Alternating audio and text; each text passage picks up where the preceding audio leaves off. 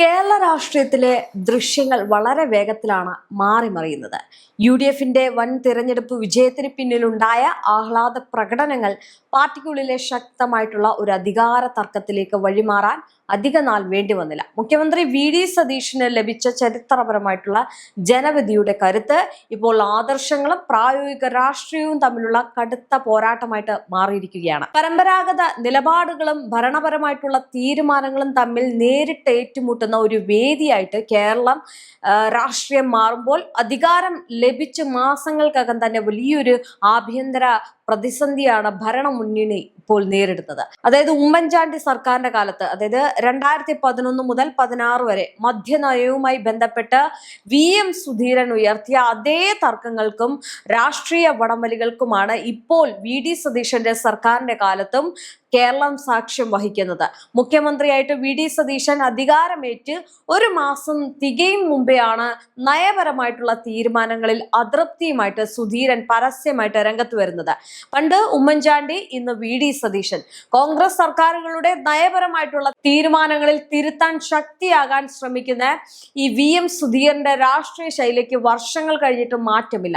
2011-16 കാലഘട്ടങ്ങളിൽ ഈ ഉമ്മൻചാണ്ടിയെ നിരന്തര സമ്മർദ്ദത്തിലാക്കി ബാറുകൾ പൂട്ടിച്ച അതേ മദ്യനയ ആയുധം തന്നെയാണ് ഇപ്പോൾ സതീശൻ സർക്കാരിന്റെ ആദ്യ ബജറ്റിനെതിരെയും സുധീരൻ പ്രയോഗിക്കുന്നത്. ഈ VD സതീശനെ മുഖ്യമന്ത്രി കസേരയിലേക്ക് പിന്തുണച്ചവരിൽ പ്രധാനിയായ VM സുധീരൻ തന്നെ ഈ ഒരു ഭരണം തുടങ്ങി 6 മാസം തികയും മുമ്പേ സർക്കാരിനെതിരെ തിരിഞ്ഞിരിക്കുകയാണ്.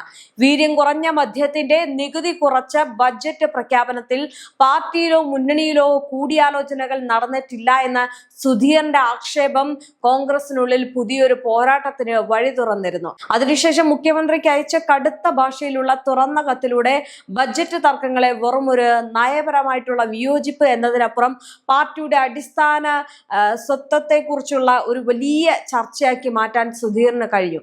ഈ വീര്യം കുറഞ്ഞ മദ്യത്തിന്റെ നികുതി കുറയ്ക്കുന്നതിനെയും തീരദേശത്തെ സ്വകാര്യ കരിമണൽ ഖനനത്തെയും പരസ്യമായിട്ട് എതിർക്കുക വഴി മദ്യവർജനത്തിലും പരിസ്ഥിതി സംരക്ഷണത്തിലുമുള്ള UDFന്റെ പരമ്പരാഗത നിലപാടുകൾ കേവലം വരുമാനത്തിന് വേണ്ടി വിട്ടുവീഴ്ച ചെയ്യാനുള്ളതല്ല എന്നാണ് അദ്ദേഹം ശക്തമായിട്ട് ഓർമ്മിപ്പിച്ചത്.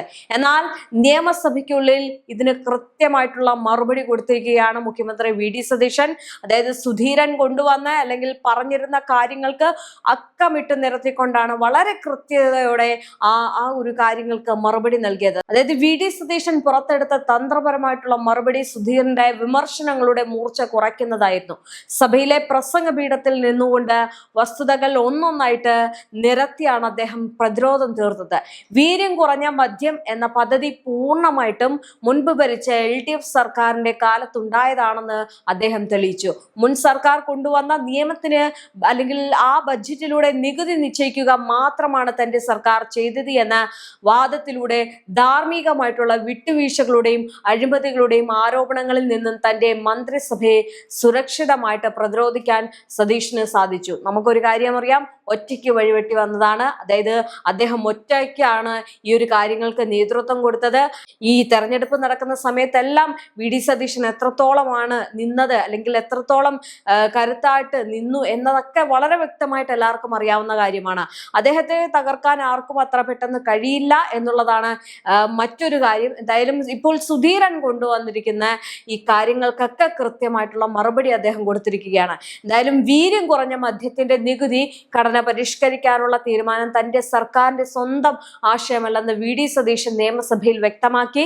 മുൻപ് ഇടതുപക്ഷ സർക്കാരിന്റെ കാലത്ത് MV ഗോവിന്ദൻ എക്സൈസ് വകുപ്പ് മന്ത്രി ആയിരുന്നപ്പോഴാണ് വീര്യം കുറഞ്ഞ മദ്യം കേരളത്തിൽ ഉൽപ്പാദിപ്പിച്ച് വിൽക്കാനുള്ള നയപരമായിട്ടുള്ള തീരുമാനമെടുത്തത് എന്ന് അദ്ദേഹം ചൂണ്ടിക്കാണിച്ചു. ബഡ്ജറ്റിലെ നികുതി നിർദ്ദേശങ്ങൾ സാധാരണയായിട്ട് മന്ത്രിമാരുടെയോ പാർട്ടിയിലെ മറ്റ് നേതാക്കളുമായോ മുൻകൂട്ടി ചർച്ച ചെയ്യാറില്ല എന്ന് മുഖ്യമന്ത്രി വ്യക്തമാക്കി. നികുതി ഘടന നിശ്ചയിക്കുന്നതും പ്രഖ്യാപിക്കുന്നതും ധനം വകുപ്പിന്റെ മാത്രം ഉത്തരവാദിത്വവും അധികാരവുമാണെന്നും ഈ VD സതീശൻ അദ്ദേഹത്തെ ഓർമ്മിപ്പിച്ചു. VM സുധീരന്റെ കത്തിലെ ആവശ്യങ്ങൾ പരിഗണിച്ച് ബഡ്ജറ്റിലെ നിർദ്ദേശങ്ങൾ ഭേദഗതി വരുത്തില്ല എന്ന് സതീശൻ കടുത്ത നിലപാടെടുത്തിരുന്നു. പ്രഖ്യാപിച്ച സാമ്പത്തിക നയങ്ങളിൽ നിന്ന് അണുവിട പിന്നോട്ട് പോകാൻ തന്റെ സർക്കാർ തയ്യാറല്ല എന്നും അദ്ദേഹം ചൂണ്ടിക്കാണിച്ചു. അതായത് നികുതി കുറച്ചെങ്കിലും ഈ ഒരു പുതിയ ഇനം മദ്യം കേരളത്തിൽ വിൽക്കണോ വേണ്ടയോ എന്നത് UDF മുന്നണിക്ക് തീരുമാനിക്കാമെന്നും സതീശൻ പറഞ്ഞു. ഈ വിപണന അനുമതി നൽകുന്നത് മുന്നണിയുടെ മദ്യനയത്തിന്റെ ഭാഗമാണെന്നും അക്കാര്യത്തിൽ തനിക്കും വ്യക്തമായിട്ടുള്ള അഭിപ്രായമുണ്ടെന്നും അദ്ദേഹം കൂട്ടിച്ചേർത്തു. ഈ തീരദേശങ്ങളിൽ സ്വകാര്യ മേഖലയ്ക്ക് കരിമണൽ ഖനനത്തിന് അനുമതി നൽകുന്നു എന്ന സുധീരന്റെ ആരോപണത്തെ സതീശൻ പൂർണ്ണമായിട്ടും തള്ളി. കരിമണൽ ഖനനം സ്വകാര്യ മേഖലയ്ക്ക് പതിച്ചു നൽകുമെന്നും ബഡ്ജറ്റിൽ എവിടെയെങ്കിലും പറഞ്ഞിട്ടുണ്ടോ എന്ന് ബഡ്ജറ്റ് രേഖ ഉയർത്തിക്കാട്ടി അദ്ദേഹം നിയമസഭയിൽ ചോദിച്ചു. ബഡ്ജറ്റ് നിർദ്ദേശങ്ങൾ ഫിനാൻസ് ബില്ലിൽ ഉൾപ്പെടുത്തുന്നതെന്ന സുധീരന്റെ പരസ്യമായിട്ടുള്ള ആവശ്യം മുഖ്യമന്ത്രി പൂർണ്ണമായിട്ടും തള്ളിക്കളഞ്ഞു. വിവാദമായിട്ടുള്ള പ്രഖ്യാപനങ്ങൾ അതേപടി ഫിനാൻസ് ബില്ലിൽ ഉൾപ്പെടുത്തിക്കൊണ്ട് ഭരണകാര്യങ്ങളിൽ ആരുടെയും അനാവശ്യ ഇടപെടലുകൾ അനുവദിക്കില്ല എന്ന വ്യക്തമായിട്ടുള്ള സന്ദേശമാണ് സതീശൻ നൽകിയത്. ഇനി നികുതി കുറച്ചതിലൂടെ സംസ്ഥാനത്തിന് 600 കോടിയുടെ നഷ്ടമുണ്ടായെന്ന പ്രതിപക്ഷത്തിന്റെയും മറ്റ് ആക്ഷേപങ്ങൾക്കും സതീശൻ കൃത്യമായിട്ടുള്ള മറുപടി നൽകിയിരുന്നു.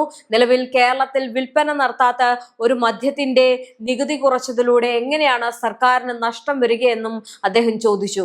ഈ പാർട്ടിയിലെ ചില നേതാക്കൾ അതൃപ്തി പ്രകടിപ്പിച്ചപ്പോഴും മുസ്ലിം ലീഗ് ഉൾപ്പെടെയുള്ള UDFിലെ പ്രധാന കക്ഷികളെല്ലാം തനിക്കൊപ്പം കട്ടയ്ക്ക് നിൽക്കുന്നുണ്ട് എന്ന ധൈര്യത്തിലാണ് സതീശൻ മുന്നോട്ട് പോകുന്നത്.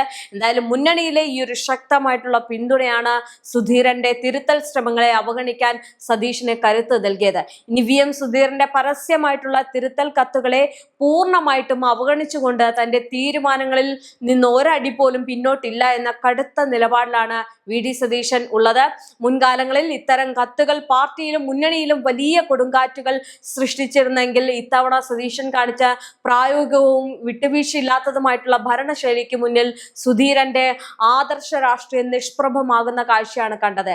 ഇതെല്ലാം നടക്കുമ്പോൾ തർക്കങ്ങൾ പരിഹരിക്കാൻ സുധീരനെ നേരിട്ട് കാണാനോ അല്ലെങ്കിൽ ഒരു ഫോൺ കോളിലൂടെ സംസാരിക്കാനോ പോലും സതീശൻ തയ്യാറായില്ല. മുതിർന്ന ഒരു നേതാവിനോട് കാണിച്ച ഈ ഒരു കടുത്ത നിശബ്ദത സുധീരന്റെ രാഷ്ട്രീയ അപ്രമാദിത്വത്തിന് സതീശൻ നൽകിയ ഏറ്റവും വലിയ തിരിച്ചടി കൂടിയാണ്. സുധീരൻ മാധ്യമങ്ങൾക്ക് കത്തിന്റെ കോപ്പി നൽകി സതീശനെ പ്രതിരോധത്തിലാക്കാൻ നോക്കിയപ്പോൾ സതീശൻ അതിനെ നേരിട്ടത് ഔദ്യോഗിക രേഖകളുടെ കരുത്തിലാണ്. ബഡ്ജറ്റ് ഉയർത്തിക്കാട്ടി സതീശൻ നടത്തിയ പ്രത്യാക്രമണത്തിന് മുന്നിൽ സുധീരൻ ഒടുവിൽ മാധ്യമങ്ങൾക്ക് മുന്നിൽ മിണ്ടാട്ടമില്ലാതെ പിൻവാങ്ങേണ്ടി വന്ന കാഴ്ചയാണ് പിന്നെ കണ്ടത്.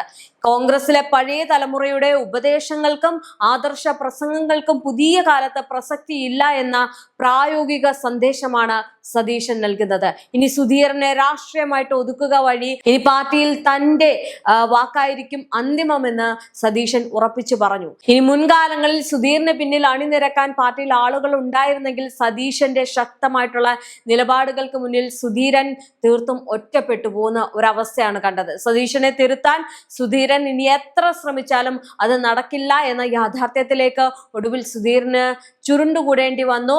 കേരള രാഷ്ട്രീയത്തിൽ കാലങ്ങളായിട്ട് VN സുധീരൻ പ്രയോഗിച്ചു പോന്ന സമ്മർദ്ദ രാഷ്ട്രീയ തന്ത്രങ്ങൾക്ക് VD സതീശൻ എന്ന പ്രായോഗിക രാഷ്ട്രീയക്കാരൻ പൂർണ്ണമായിട്ടും വിരാമമിട്ടിരിക്കുകയാണ്. അതായത് പരസ്യമായിട്ട് കത്തുകളിലൂടെയും ധാർമ്മികമായിട്ടുള്ള വെല്ലുവിളികളിലൂടെയും സർക്കാരുകളെ പ്രതിരോധത്തിലാക്കുന്ന സുധീരന്റെ പഴയ ശൈലി പുതിയ UDF സർക്കാരിന് മേൽ ലേശം പോലും ചലനമുണ്ടാക്കിയില്ല. പഴയകാല ആദർശവാദങ്ങൾ ഭരണപരമായിട്ട് തീരുമാനങ്ങളെ തടസ്സപ്പെടുത്താൻ അനുവദിക്കില്ല എന്ന കടുത്ത നിലപാടിലൂടെ സുധീരന്റെ രാഷ്ട്രീയ നീക്കങ്ങളുടെ മൂർച്ച കളയാൻ മുഖ്യമന്ത്രിക്ക് ആദ്യഘട്ടത്തിൽ തന്നെ സാധിച്ചു എന്നതാണ്.